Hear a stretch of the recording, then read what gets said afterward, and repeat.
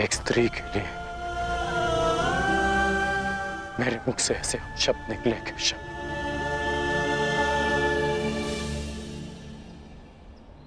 अब उसका विषपान भी तो मुझे ही करना होगा,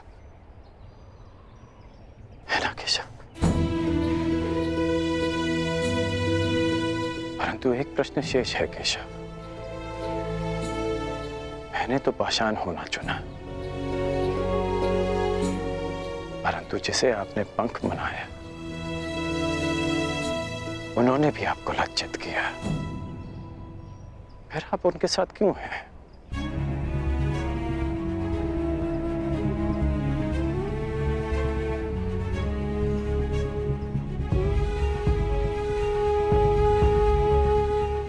यही प्रश्न उस पंख ने भी मुझसे किया था और जो उत्तर मैंने उसे दिया वही उत्तर मैं तुम्हें भी दूंगा कर्ण।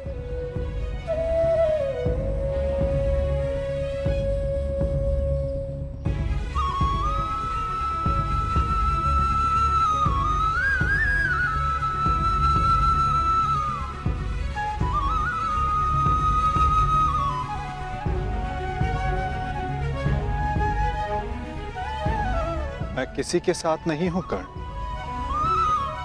मैं केवल विरोध में हूं। हर पाप के, हर अत्याचार के। मुझे मेरे प्रश्न का उत्तर मिल गया केशव।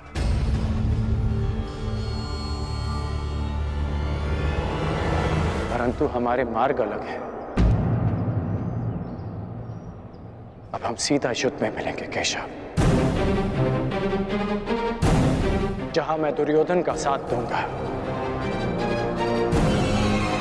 अपना कर्तव्य निभाने के लिए नहीं, परंतु द्रौपदी के साथ जो पाप हुआ उसका परिणाम भोगने के लिए। मैं जानता हूं केशव कि 13 वर्षों के पश्चात एक महासंग्राम होगा, एक महाभारत होगा, जहां आप मेरे विरुद्ध खड़े होंगे। आप अपना धर्म निभाइए और मैं अपना धर्म निभाकर अपना पश्चाताप पूर्ण करूंगा।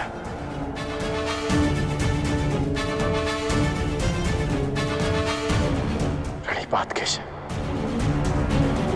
न्यायानाम् अधिकाराणाम् प्राप्त्यर्थं साम्राज्यर्थं न्यायानाम् अधिकाराणां प्राप्त्यर्थं साम्राज्यर्थं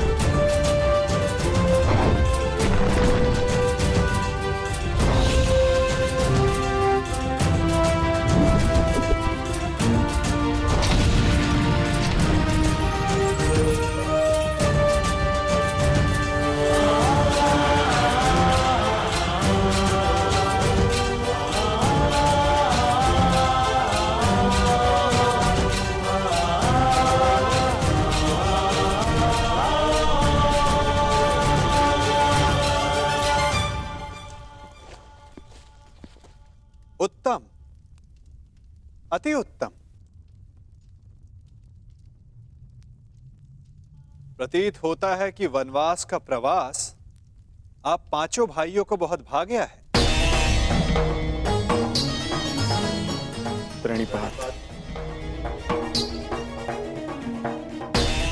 मैं यहां आप पांचों को कुछ स्मरण करवाने आया हूं। भले ही आप सबको इंद्रप्रस्थ वापस नहीं चाहिए, परंतु उन खुले केशों का क्या जो न्याय मांग रहे हैं?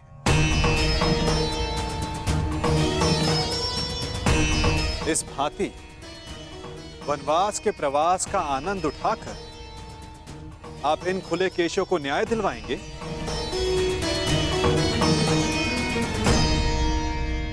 हम ना वो खुले केश भूले हैं और ना ही अपना प्रतिकार।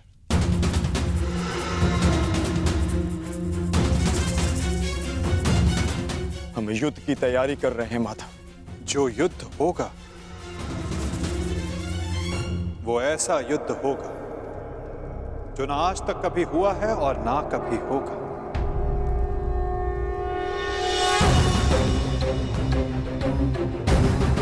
तुम्हें पता ही नहीं पार्थ कि युद्ध में तुम्हारे समक्ष कौन कौन होंगे। दुर्योधन, दुशासन, जयद्रथ, द्रोण, भीष्म, अश्वत्थामा और सबसे महत्वपूर्ण योद्धा अंगराज कर्ण।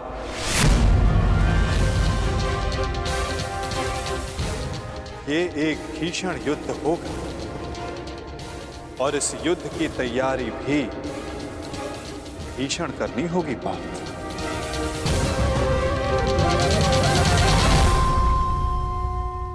तो हम क्या करें माधव? हमारा मार्गदर्शन कीजिए। जब लक्ष्य कठिन हो तो मार्ग भी सरल नहीं होता पार्थ। एक कठिन मार्ग से जाना होगा, एक कठिन यात्रा करनी होगी पार्थ।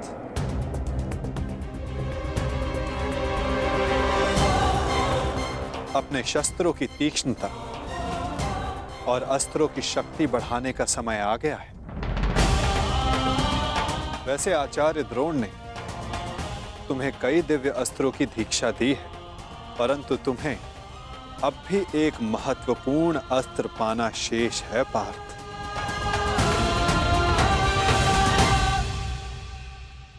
पशुपतास्त्र।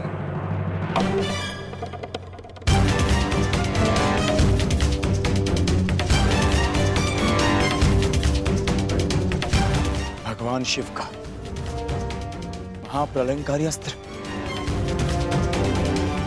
हाँ पार्थ, भगवान शिव को प्रसन्न करो। कैलाश जाकर उनसे इस महान अस्त्र की दीक्षा लो। चूंकि युद्ध में सर्वाधिक आवश्यकता तुम्हें इसी अस्त्र की पड़ेगी। ठीक है माधव, जैसा आप चाहते हैं वैसा ही होगा। मैं आज अभी कैलाश के लिए प्रस्थान करता हूं। तुम्हारी सफलता की कामना सहित मैं तुम्हें विदा करता हूं पार्थ, परंतु फिर से स्मरण करवाता, मार्ग बहुत कठिन होगा और बाधाएं बहुत भयंकर।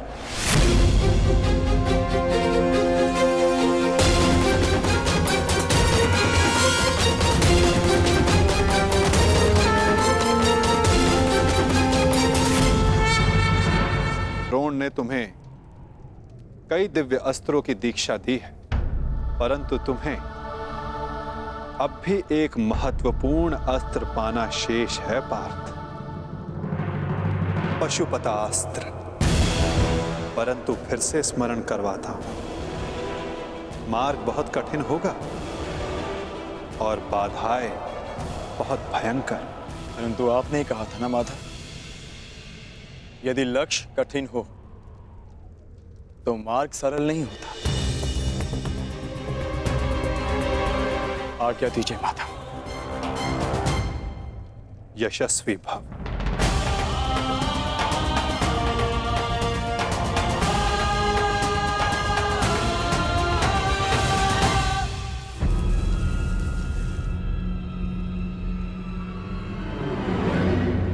क्या हुआ माधव? आप वहां देखकर मुस्कुराए क्यों? क्या था वहां? गुप्तचर, जो गुप्त नहीं रह पाया। सुना क्या कहा गुप्तचर ने? अर्जुन पशुपतास्त्र लेने कैलाश पर्वत जा रहा है और मेरा ये महान पुत्र यहाँ चैन से बैठकर बंसी बजा रहा है। मैं अंधा हूं, फिर भी तुम्हारा भविष्य देख सकता हूं।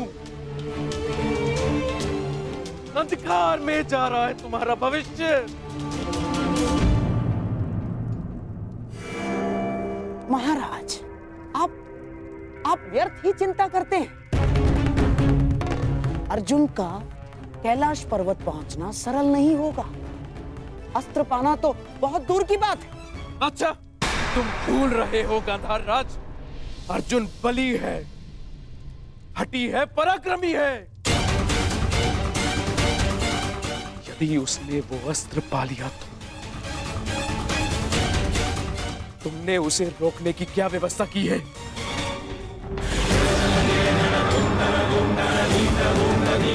महाराज, आप क्या समझते हैं?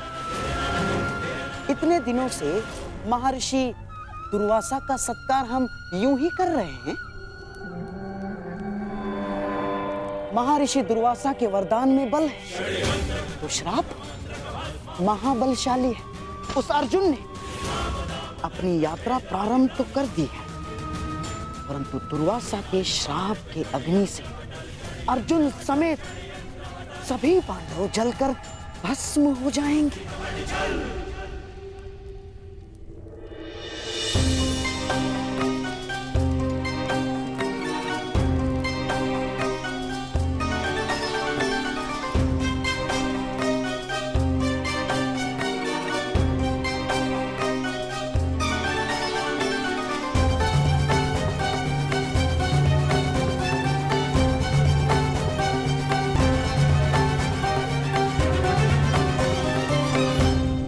प्रणाम महर्षि। आशा करता हूं कि हस्तिनापुर के आतिथ्य से आप प्रसन्न हैं। अति प्रसन्न हैं गांधार नरेश। आपके भांजों के परिश्रम और सेवा से हम अत्यधिक प्रसन्न हैं। वरदान मांगो।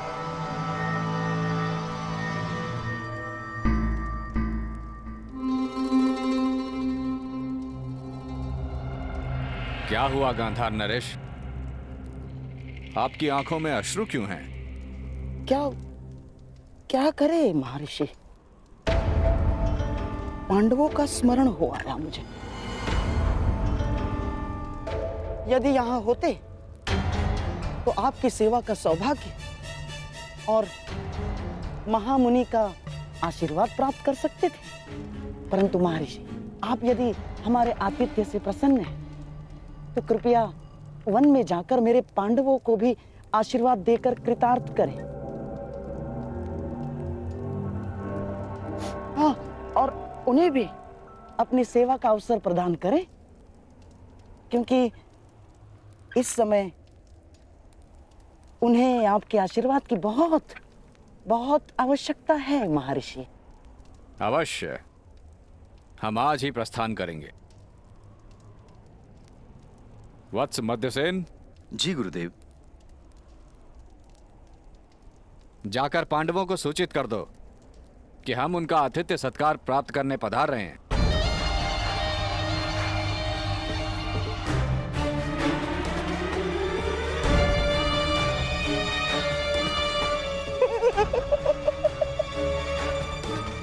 भूखे ब्राह्मण के श्राप से अधिक विध्वंस कुछ नहीं होगा दुर्योधन।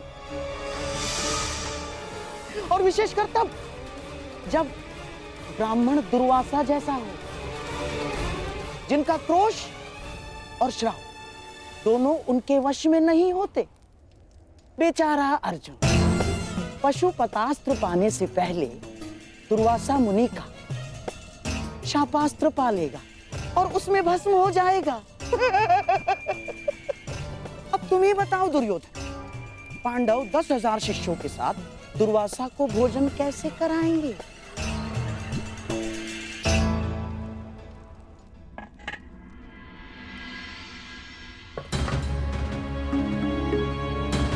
घर में अन्न का एक भी दाना शेष नहीं है।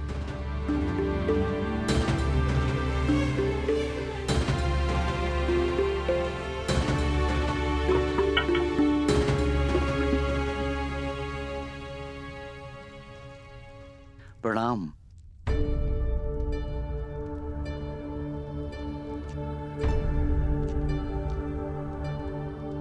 प्रणिपात ब्राह्मण पुत्र, क्या आप वन में मार्ग भटक गए हैं? नहीं, मैं केवल ऋषि दुर्वासा का संदेश लेकर आया हूं। महर्षि दुर्वासा पधार रहे हैं।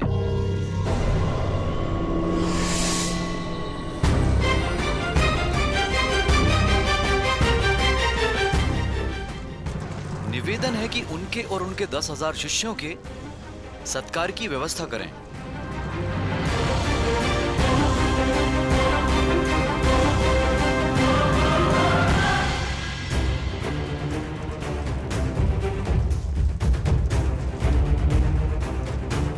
दुर्योधन, जो काम लाक्षागृह नहीं कर पाया, वो काम दुर्वासा का श्राप अवश्य करेगा।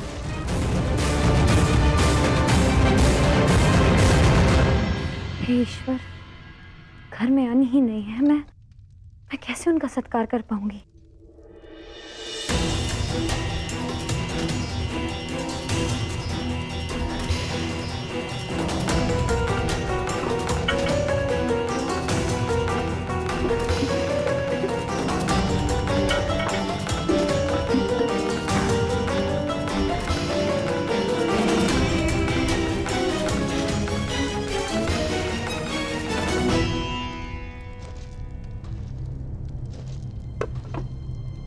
लगता है महर्षि दुर्वासा पधार गए हैं। हे गोविंद, अब बस आप ही का सहारा है। रक्षा कीजिए गोविंद, सहायता कीजिए।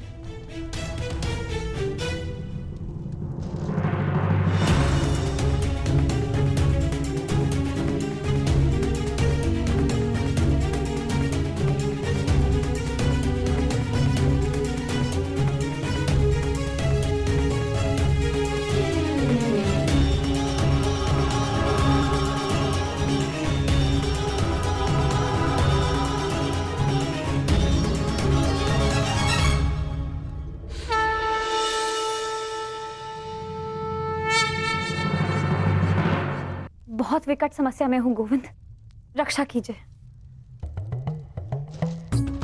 सखी, भूखे पेट मुझे कुछ नहीं सूझता। पहले मेरी शुद्धा पूर्ति की व्यवस्था करो, उसके पश्चात ही मैं तुम्हारी समस्या का समाधान कर पाऊंगा। परंतु सखा। सखी, मुझे भूख लगी है। अब जो कुछ भी घर में है ले आओ, उसके पश्चात बैठकर बात करेंगे। जाओ जाओ।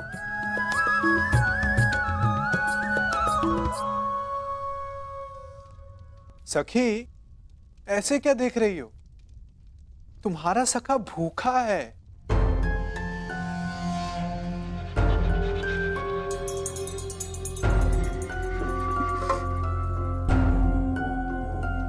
आपने तो समस्या और बढ़ा दी है सखा। घर में अन्न का एक भी दाना नहीं है। असत, तुम कब से इतनी कृपण हो गई सखी? अपने सखा से भोजन छिपा रही हो? हटो, मैं खुद ही देख लेता हूं।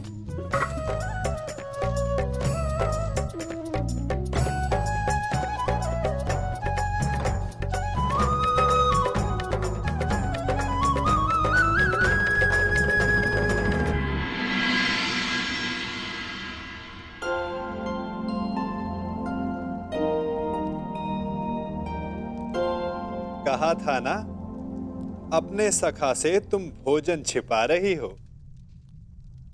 नारायणं नमस्कृत्य नरं चैव नरोत्तमं देवीं सरस्वतीं व्यासं ततो जयमुदीरये।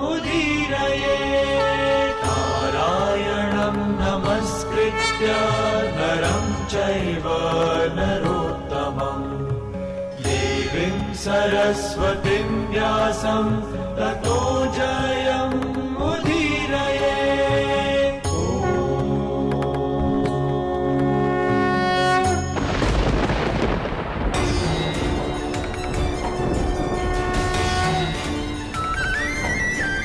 श्री कृष्ण गोविंद हरे मुरारी, नाथ नारायण।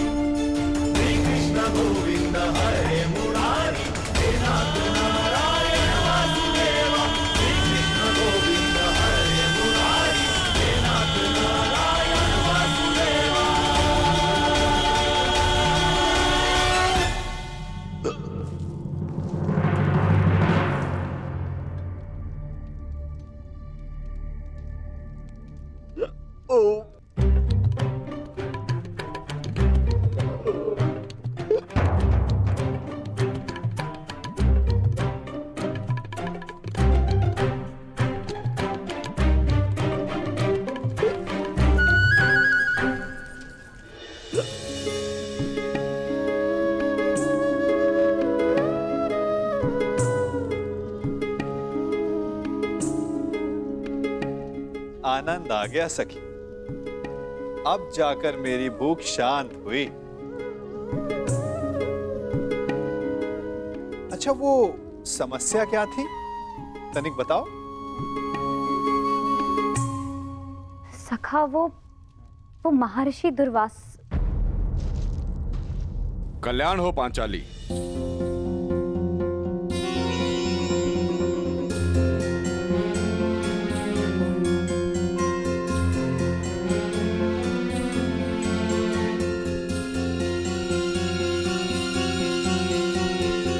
प्रणिपात महर्षि।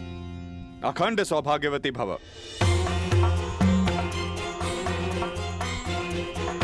वो महर्षि दुर्वासा, आपसे निवेदन है कि थोड़ा जल मिलेगा? जी जी जी।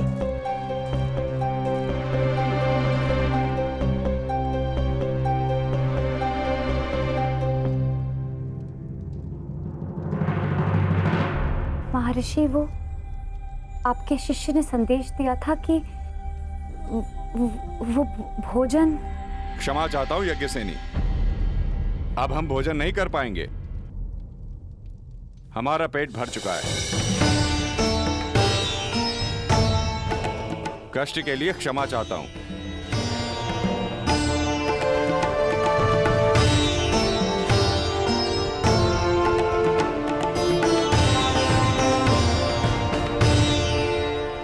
प्रणिपात ऋषिवर।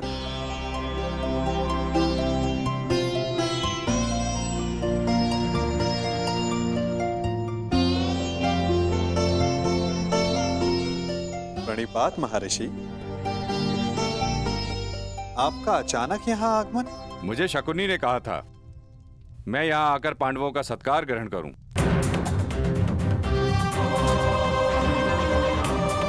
किसी भी साधु को किसी का भोजन और निमंत्रण बिना सोचे समझे स्वीकार नहीं करना चाहिए महर्षि। यदि आपने जान लिया होता तो कदाचित आप हस्तिनापुर का आतिथ्य ग्रहण नहीं करते।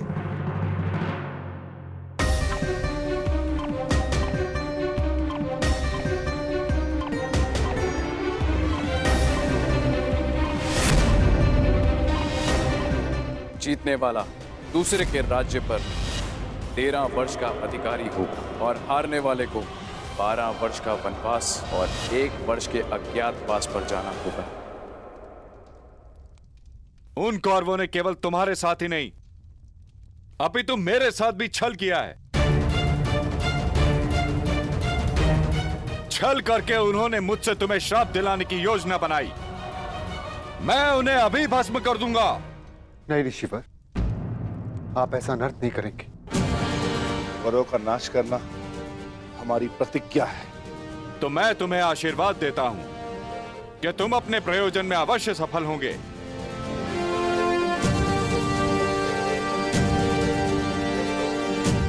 और यदि उन मूर्ख कौरवों ने तुमसे युद्ध किया तो उनका समूल विनाश हो जाएगा।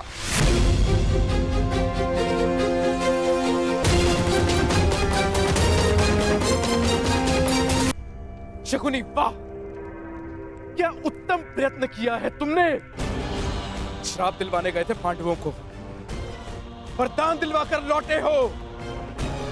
तुम्हारी तो जय जयकार होनी चाहिए, जय जयकार। समझ में नहीं आता कैसे पांडवों से हस्तिनापुर की रक्षा की जाए और कैसे अपने इस मूर्ख पुत्र की सुरक्षा की जाए। मैं बताता हूं कि क्या करना है।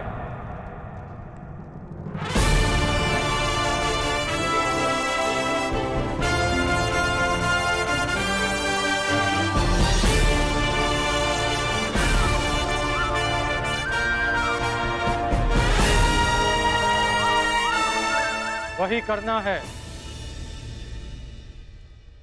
जो गांधार राज युवराज को कभी नहीं करने देना चाहते हैं।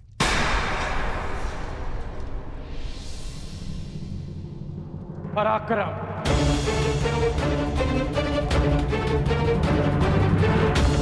यदि अर्जुन अपनी शक्ति बढ़ा रहा है तो हस्तिनापुर को भी अपना बल बढ़ाना चाहिए। परंतु कैसे बढ़ाओगे बल? अंगराज, क्या मेरे सम्राट दुर्योधन को भी कैलाश पर्वत भेज दिया जाए? अंगराज नहीं गांधार राज, ये संभव है। दिग्विजय यात्रा करके। दिग्विजय? हमें भारत के सारे राज्यों को हस्तिनापुर के छत्र के नीचे लाना होगा, क्योंकि युद्ध तो होना ही है और युद्ध में सैन्य शक्ति का महत्व किससे छिपा है? हमें दिग्विजय करके हस्तिनापुर का बल बढ़ाना होगा। परंतु दिग्विजय करेगा कौन? हस्तिनापुर का सेवक करेगा।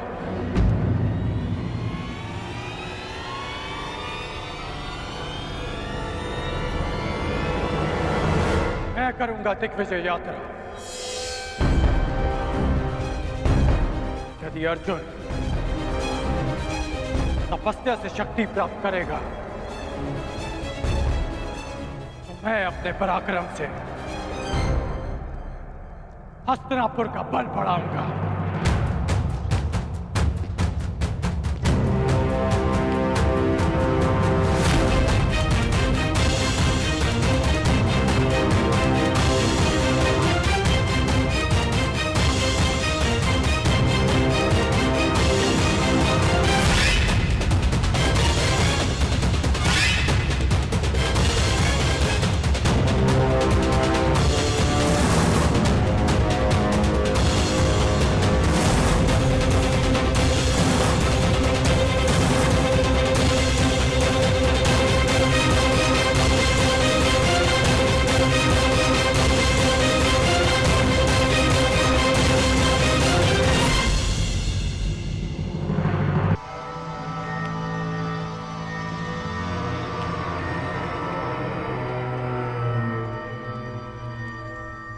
ये क्या मामाश्री, तुला व्यापारियों के हाथ में शोभा देती है, राजनीतिज्ञों के नहीं।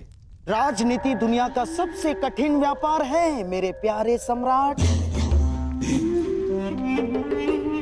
जहां शत्रु का लाभ और अपनी हानि ठीक से तोली नहीं गई तो पराजय का मुख देखना पड़ता है दुर्योधन।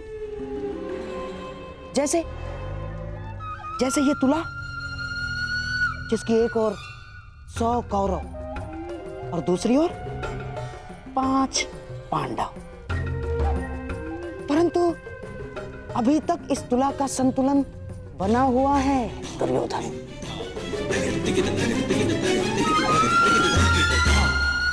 और ये है दिग्विजय, और दिग्विजय के पश्चात शक्ति का संतुलन हमारे पक्ष में होगा।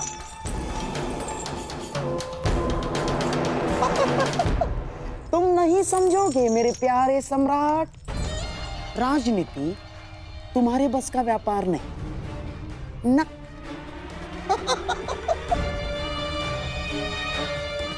अर्थात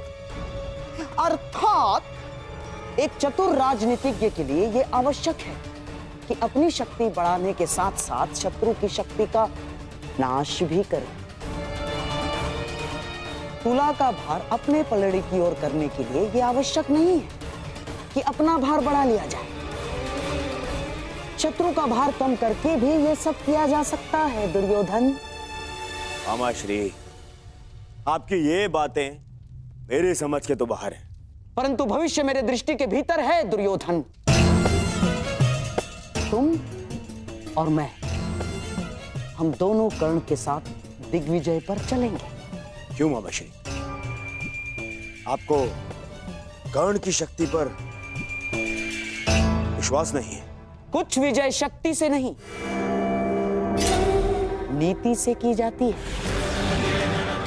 कर्ण तुम्हारी शक्ति बढ़ाने के लिए दिग्विजय करेगा और हम पांडवों की शक्ति कम करने के लिए संधि करेंगे। और पांडवों की सबसे बड़ी शक्ति है वासुदेव कृष्ण।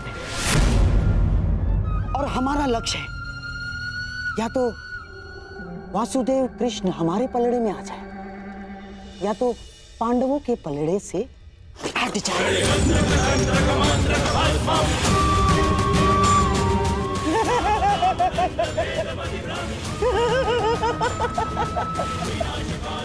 बस इतना कर लो मेरे प्यारे सम्राट, तो सदैव के लिए भारतवर्ष तुम्हारा। वासुदेव कृष्ण।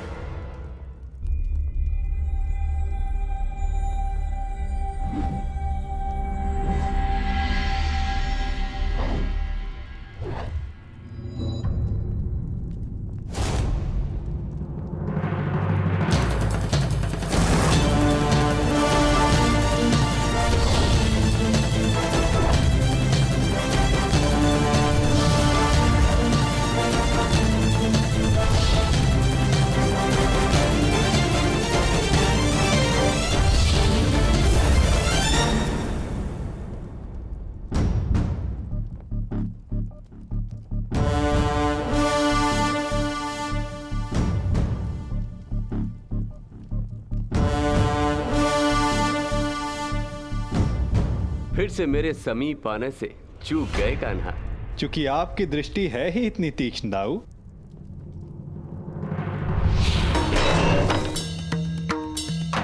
यदि रक्षक की दृष्टि तीक्ष्ण ना हुई तो शत्रु का कार्य सरल हो जाता है कान्हा।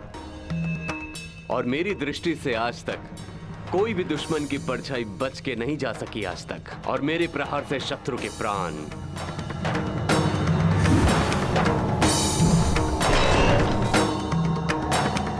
और यदि कोई ऐसा वीर आया जिसे आक्रमण करने से ना रोक सके तो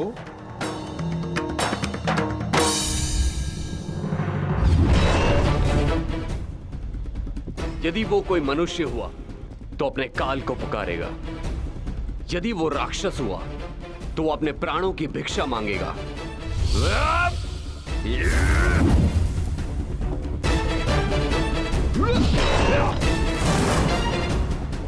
और यदि वो देवता हुआ तो वो पछताएगा कि उसने अमृत पान क्यों किया। और यदि आक्रमण करने वाला देव दानव मनुष्यों से अधिक शक्तिशाली हुआ तो द्वारिका की रक्षा कैसे होगी दाऊ? तुम्हारे और मेरे रहते हुए भला द्वारका की ओर कौन खड़ा रह सकता है?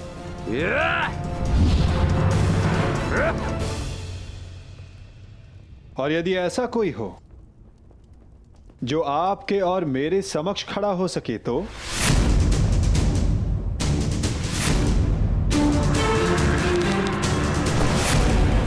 क्योंकि जिसका सामना हमसे होने वाला है दाऊ, वो स्वयं में एक पहेली है।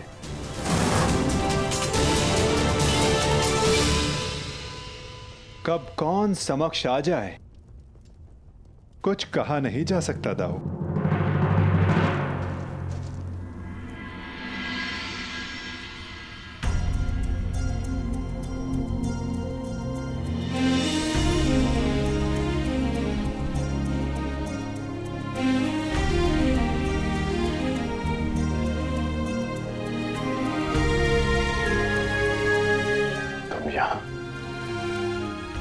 हाँ, सुना है तुम दिग्विजय पर जा रहे हो,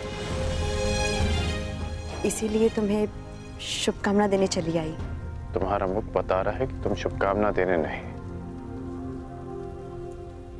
किसी प्रश्न का उत्तर लेने आई हो। प्रश्न तुम जानते हो कर्ण।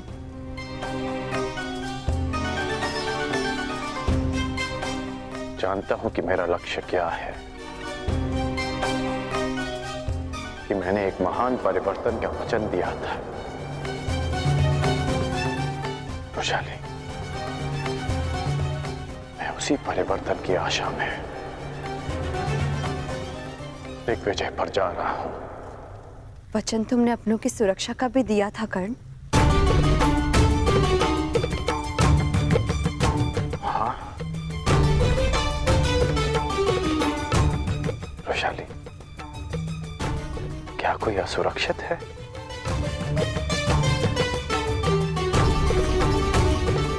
किसी को उसके अधिकारों से वंचित किया गया है क्या? हाँ, तुम्हारे अपनों में तुम्हारे राज्य के निवासियों के अतिरिक्त कोई और भी सम्मिलित है कर्ण।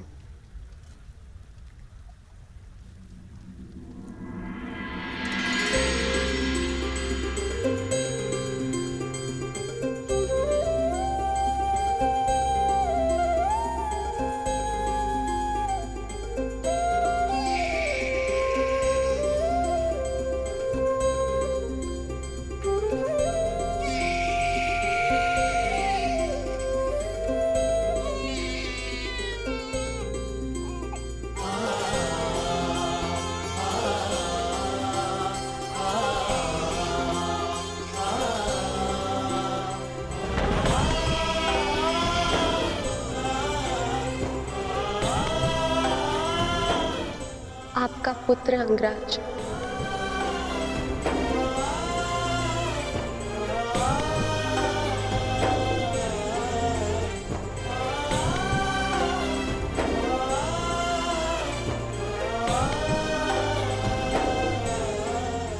इसका नाम क्या रखा?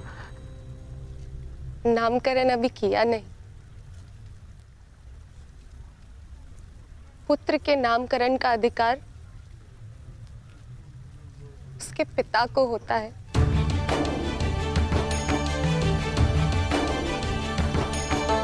मेरा मानना है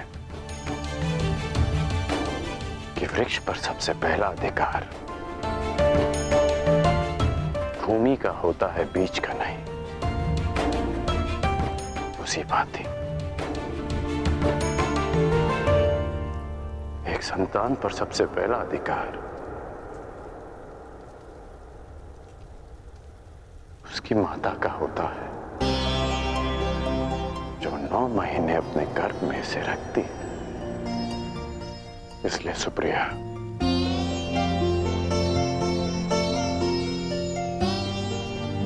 इसका नामकरण तुम करोगी। ऋषिकेतु।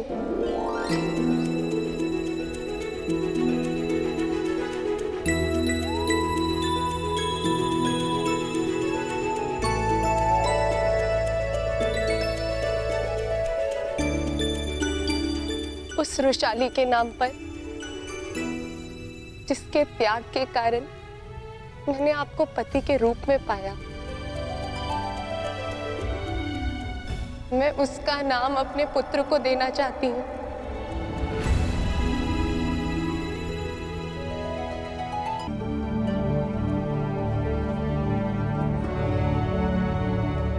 अद्भुत।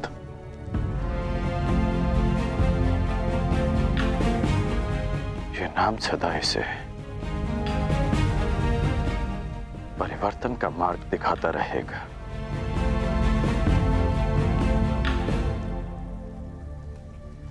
सुप्रिया, मैं नहीं जानता कि दिग्विजय पूर्ण होने में कितने वर्ष लगेंगे,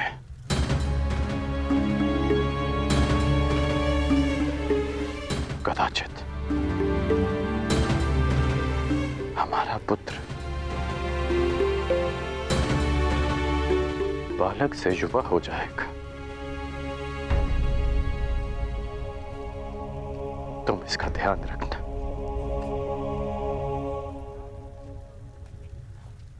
इसे कर्ण मत मनने देना।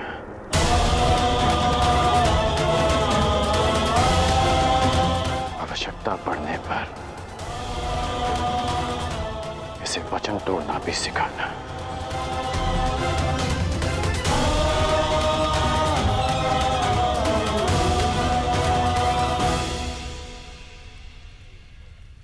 परंतु युवराज के लिए आप दिग्विजय पर क्यों जा रहे हैं? मैं युवराज के लिए नहीं, परिवर्तन के लिए जा रहा हूं। मेरी इच्छा है कि मेरी संतान एक नए भारत में पले। परिवर्तित भारत में, जहां कोई अन्याय ना हो, अत्याचार ना हो, कोई भेदभाव ना हो, जहां श्रेष्ठता जन्म से सिद्ध ना हो, अपितु कर्म से सिद्ध हो, जहां किसी और कारण को नियमों में बंद कर एक स्त्री का चीरहरण ना देखना पड़े।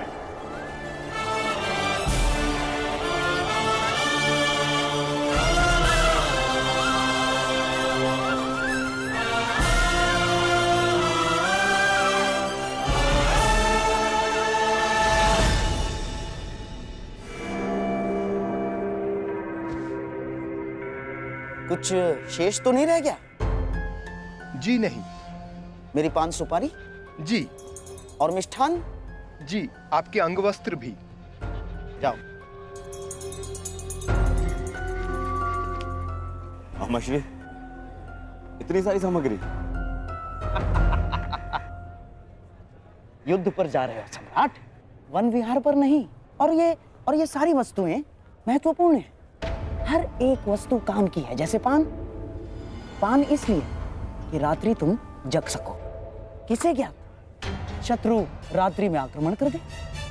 और हाँ, मिष्ठान इसलिए कि आवश्यकता पड़ने पर भूखा ना मरना पड़े। अतिरिक्त अंगवस्त्र भी ले लिए मैंने, आवश्यकता पड़े तो ले लेना। ये सब क्या है गांधार नरेश?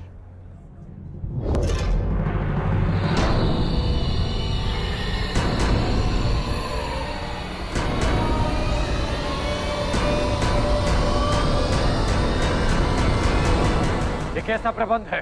ये ऐसा प्रबंध अंगराज कि मैं और मेरा सम्राट दुर्योधन तुम्हारे साथ इस दिग्विजय यात्रा पर चलेंगे।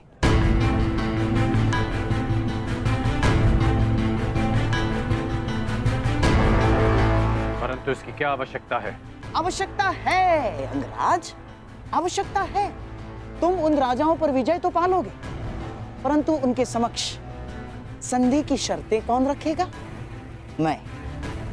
और हस्तिनापुर के प्रतिनिधित्व के रूप में मेरे दुर्योधन के समक्ष वो समर्पण करेंगे। मामाश्री,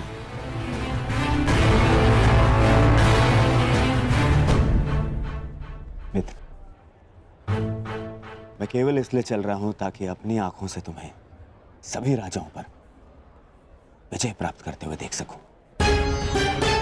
परंतु यदि तुम नहीं चाहते कि मैं साथ चलूं, तो हम नहीं जाएंगे। नहीं युवराज, आपकी इच्छा, इस सेवक के लिए आदेश है। मुझे कोई आपत्ति नहीं। तो ठीक है, हम दिग्विजय यात्रा का प्रारंभ द्वारका से करेंगे। पांचाल दिग्विजय यात्रा पांचाल से आरंभ होगी।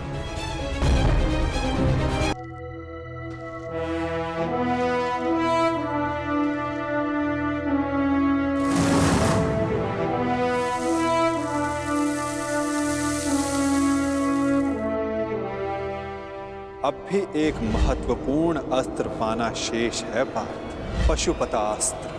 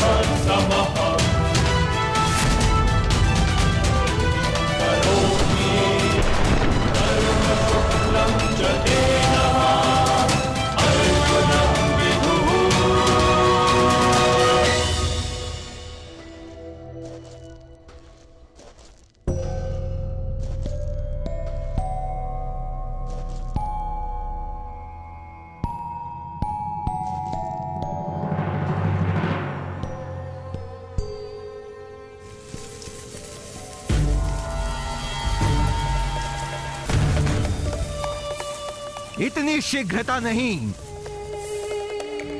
मेरा लक्ष्य तुम्हें हानि पहुंचाना नहीं है, मुझे मार्ग दो। मार्ग में आए हो तो बिना युद्ध किए नहीं जा सकते। जो कुछ उस कुरु सभा में हुआ, उसके पश्चात पांचाल विष उगलने को तैयार होगा। और इससे पहले पांचाली के पिता अपनी पुत्री के अपमान का प्रतिकार करें, हमें उन पर आक्रमण करके उन्हें निशक्त करना होगा।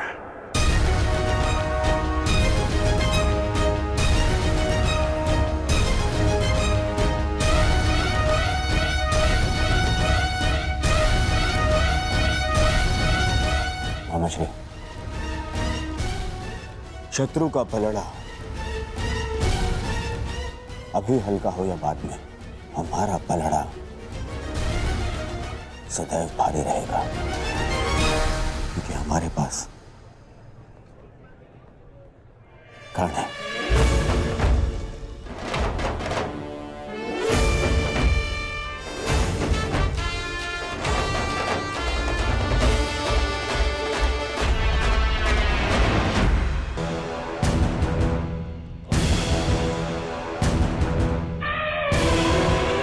धर्म अनुसार आक्रमण से पूर्व हमें पांचाल को चेतावनी देनी होगी।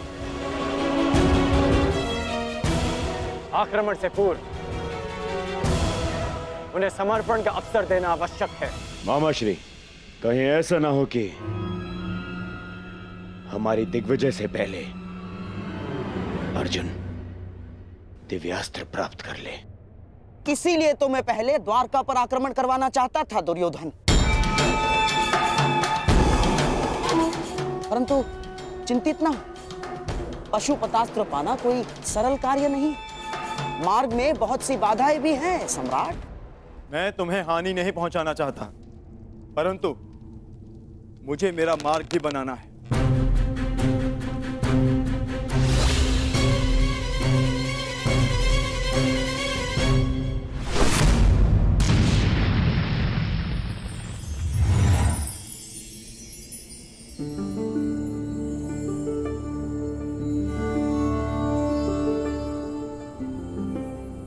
मैंने आज तक तुम जैसा मनुष्य नहीं देखा, इतना हठी परंतु इतना चैतन्य। तुम्हें मार्ग देकर मुझे आनंद की प्राप्ति होगी।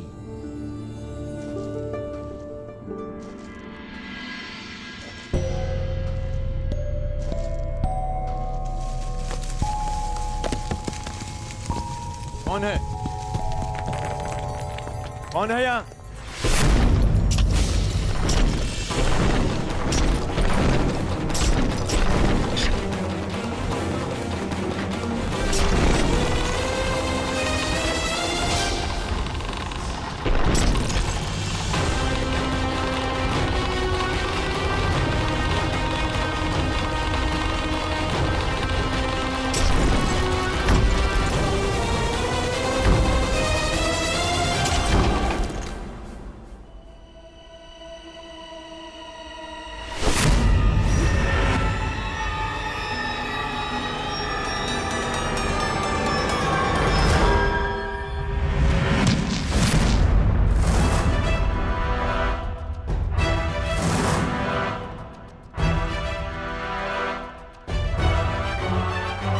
ये तो महागुरु परशुराम के शिष्य का संदेश है, परंतु किसका? द्रोण का, भीष्म का, या फिर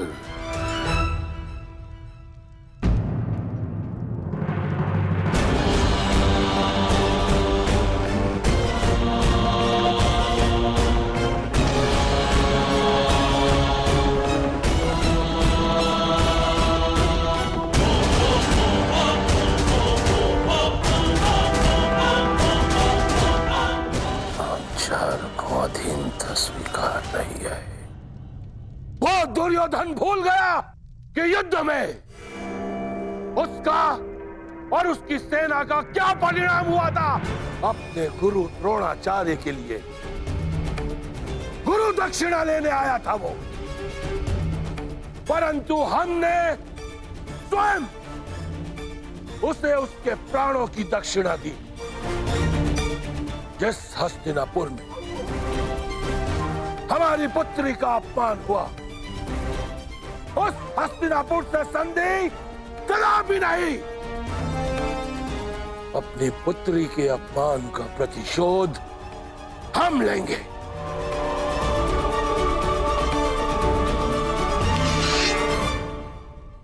यह पांचाल नरेश द्रुपद हस्तिनापुर के विरुद्ध युद्ध का शंखनाद करता है। धृष्टद्युम्न, पांचाल के सबसे घातक अस्त्र को प्रस्तुत करने का समय आ गया है।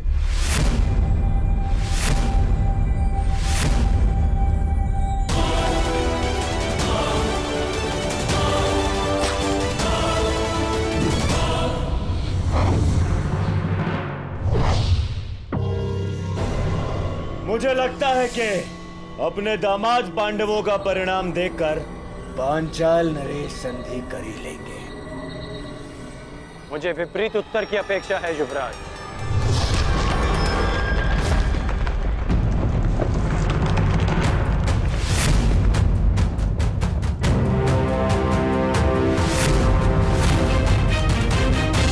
पांचाल नरेश का उत्तर आ गया युवराज।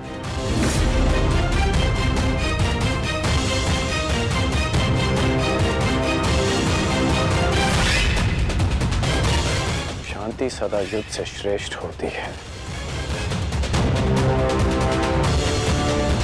हमने शांति का प्रयास किया जो निष्फल रहा। अब शांति का अपमान करने का फल पांचाल नरेश को चुकाना होगा।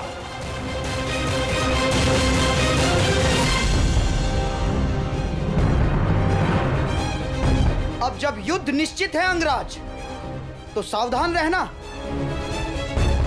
कदाचित आपने पांचाल के मायावी योद्धा के विषय में नहीं सुना है। मायावी योद्धा?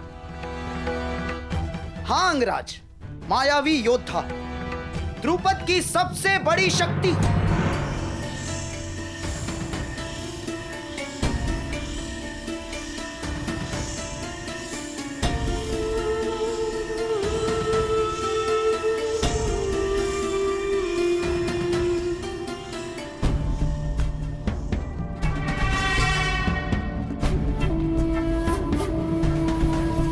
हस्तिनापुर ने पांचाल पर आक्रमण कर दिया है और इस समय पांचाल की ढाल तुम हो। तुम्हें इस युद्ध में भाग लेना ही होगा।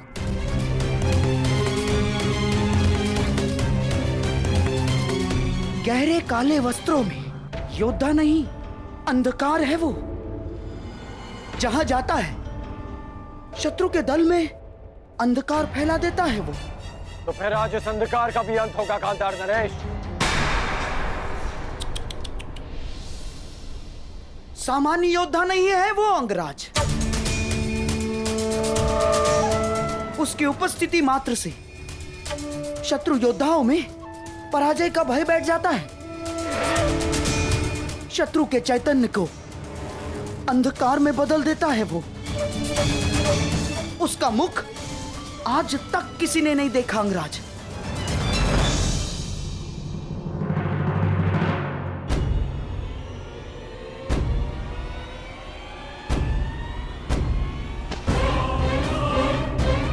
यही अवसर है पांचाल की रक्षा करने का और अपना प्रतिशोध लेने का, जिसकी कई जन्मों से प्रतीक्षा थी तुम्हें। यदि इस युद्ध में हस्तिनापुर पराजित हुआ तो वो आएगा, वो अवश्य आएगा जिसकी तुम्हें प्रतीक्षा है। उसके सामने आते ही शत्रु के मुख से साहस उतर जाता है और भय का अंधकार छा जाता है अंगराज।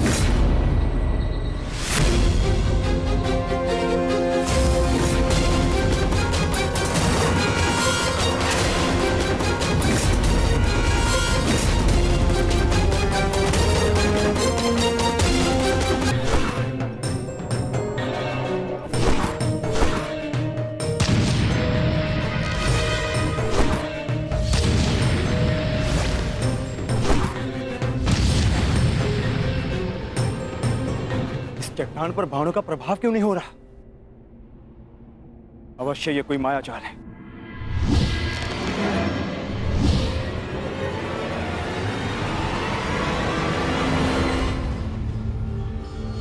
मैं तुम्हें चेतावनी देता हूं, मुझे युद्ध के लिए विवश मत करो। जिस किसी का भी ये मायाजाल रचा है, मेरे समक्ष प्रस्तुत हो।